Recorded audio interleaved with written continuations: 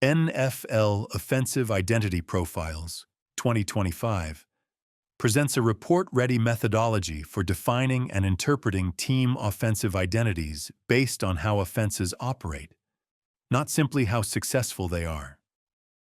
The purpose of the project is to build stable, interpretable archetypes that describe structural behavior, where teams prefer to attack, how they create leverage, and how they respond to stress such as pressure, long yardage situations, and condensed fields. A key design choice is that wins and other outcome variables are deliberately excluded from the clustering process.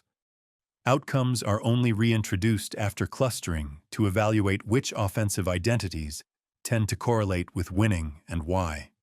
Each observation is at the team season level, with one row per team for the 2025 regular season. This approach minimizes opponent and week-specific noise and emphasizes base offensive identity. Identity features are grouped into 4 domains.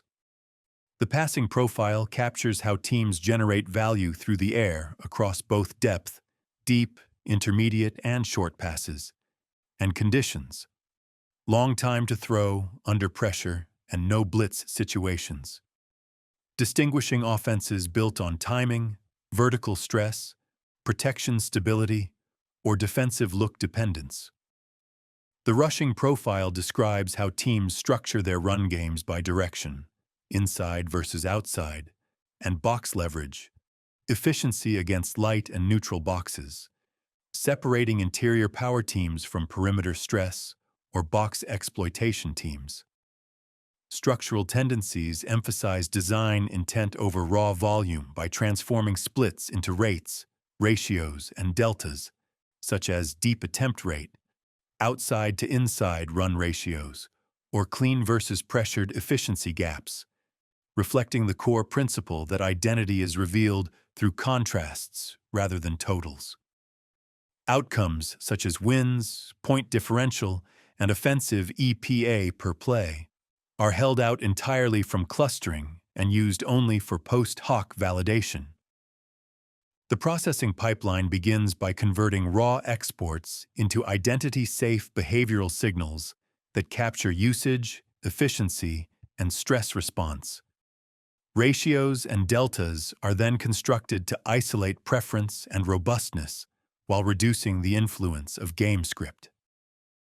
Outcome variables are excluded to prevent clustering teams by quality rather than style.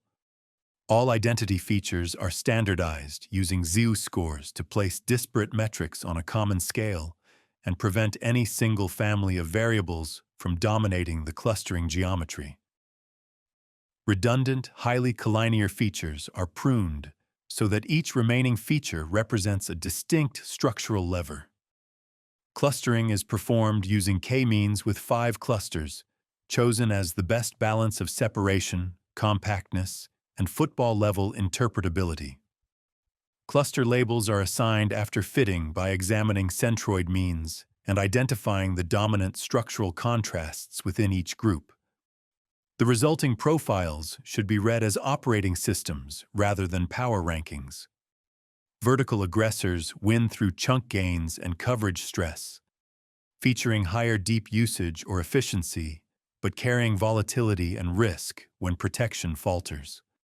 Rhythm and intermediate controllers rely on timing and sustained drives, thriving in the 10 to 19-yard range with strong stability and balanced structure.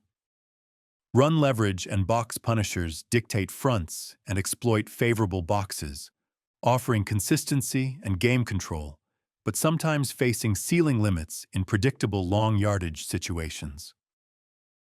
Constraint and motion creators manipulate defenders through motion and misdirection to manufacture separation and yards after catch, succeeding without constant trench dominance, but sometimes stalling against disciplined defenses.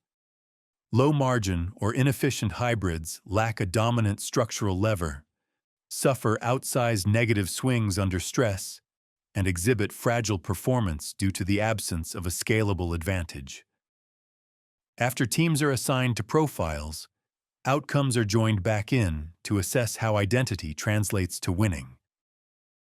The strongest correlations with success come from offenses that combine efficient intermediate passing, resilience under pressure, the ability to punish favorable box counts without sacrificing overall efficiency, and explosiveness that does not trigger an efficiency collapse.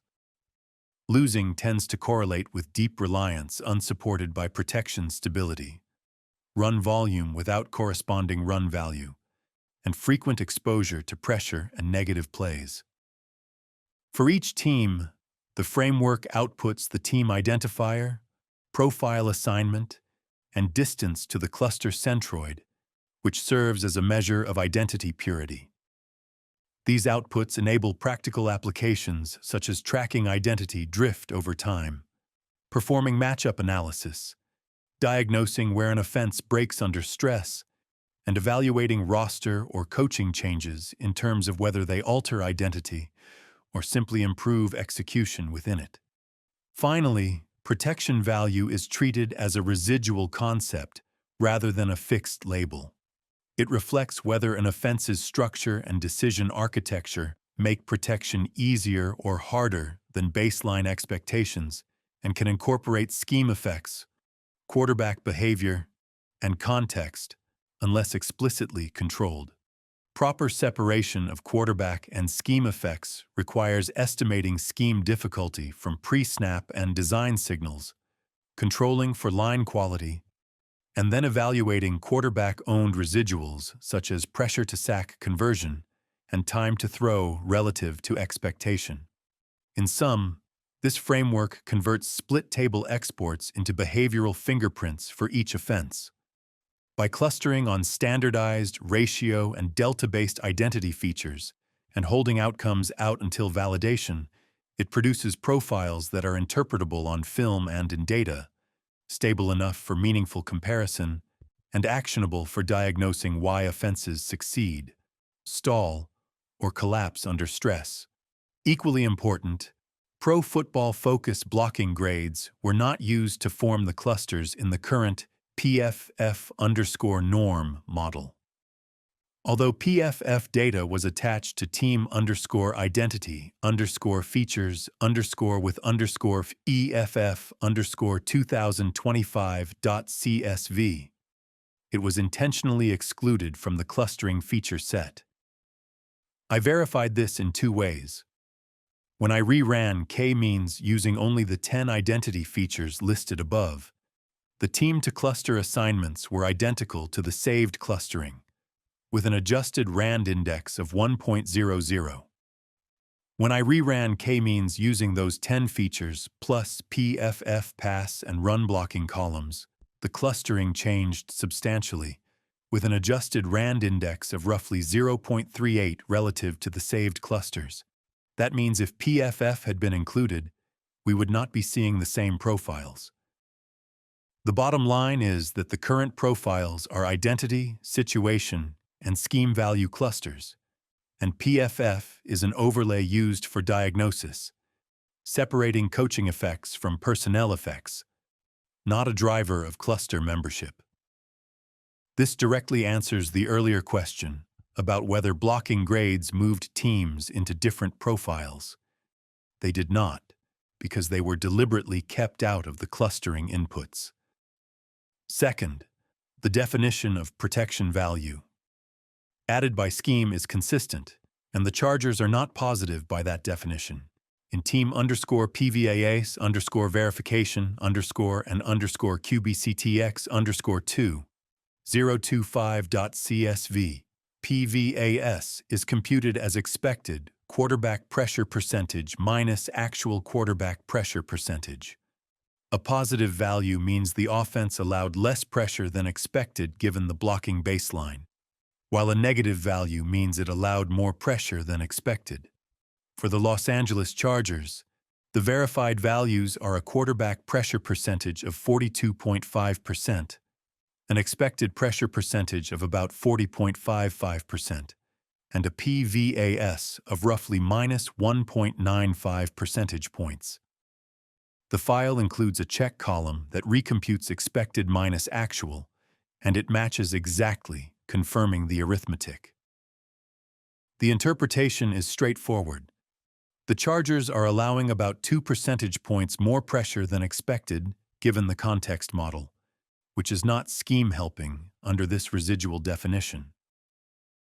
Earlier statements that sounded like Chargers have PVAS were actually comparisons versus a weak peer group, where the Chargers were less negative than similar teams, not positive in absolute terms.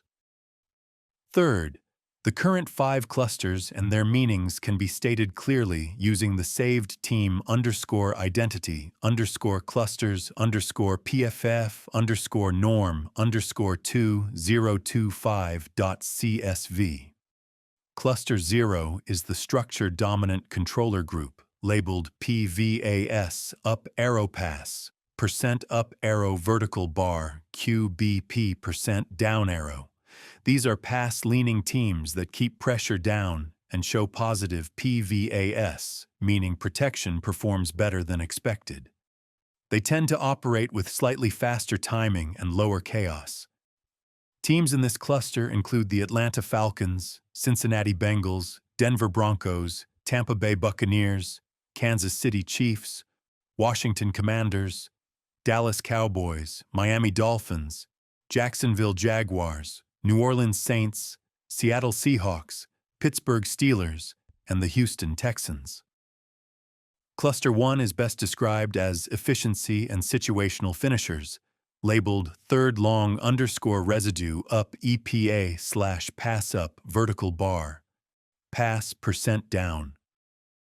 These teams win the 2 hardest environments, third and long and the red zone, through execution and counters rather than sheer volume. They are often more balanced in pass rate and finish drives efficiently. This group includes the Indianapolis Colts, Philadelphia Eagles, Detroit Lions, Green Bay Packers, New England Patriots, Los Angeles Rams, and the San Francisco 49ers. Cluster 2 is a true outlier, defined by extreme pass lean and positive PVAS, but very poor run efficiency. In the current model, this cluster contains only the Las Vegas Raiders. Cluster 3, which is where the Chargers sit, is labeled QBP percent up arrow, pass percent up arrow, vertical bar, PVAS down arrow, and can be described as pressure-dependent spread teams. These offenses throw a lot, face high pressure, and show negative PVAS, meaning structure is not offsetting pressure relative to baseline. Teams here typically need better pass protection personnel, structural protection changes, or faster late down answers. This cluster includes the Arizona Cardinals, Cleveland Browns, the Los Angeles Chargers, New York Giants, New York Jets, Carolina Panthers, Tennessee Titans, and the Minnesota Vikings.